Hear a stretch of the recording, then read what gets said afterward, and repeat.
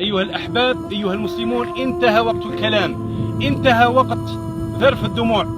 الآن علينا بعمل ما أمر الله سبحانه وتعالى حينما قال: وأنفقوا مما رزقناكم من قبل أن يأتي أحدكم الموت فيقول ربي لولا أخرتني إلى أجل قريب فأصدق وأكن من الصالحين ولن يؤخر الله نفسا إذا جاء أجلها والله خبير بما تعملون. إذن وعملا بقول الله عز وجل: لا يستوي القاعدون من المؤمنين غير أولي الضرر والمجاهدون في سبيل الله بأموالهم وأنفسهم.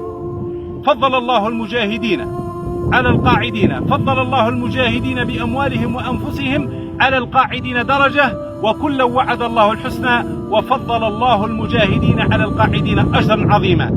إذن وأنا أول ما أبدأ بنفسي كمسلم منتمي لهذه الأمة الإسلامية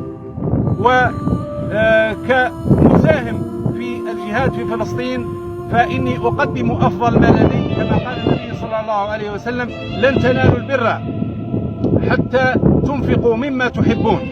فأحب ما لدي الآن وأحب ما أملك هذه السيارة، فسأجعلها صدقة في سبيل الله عز وجل ودعما للمقاومة إن احتاجوا إليها كما هي أو احتاجوا إلى قيمتها. وأول ما فتحته في هذه الأمور وهذا الأمر أمر هذا الدعم، وهو الوالدة الكريمة، فما كان منها أن قالت: سأساعد أنا أيضا وأساهم وأشارك في جهاد فلسطين وفي تحرير الأقصى بهذه الأساور، هذا ما تملكه من ذهب.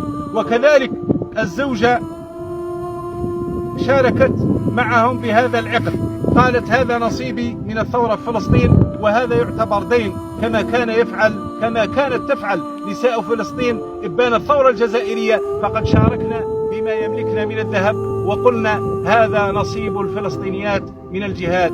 فرسالتي إلى الأمة الجزائرية وإلى الأمة العربية والإسلامية أن يجاهدوا بأموالهم.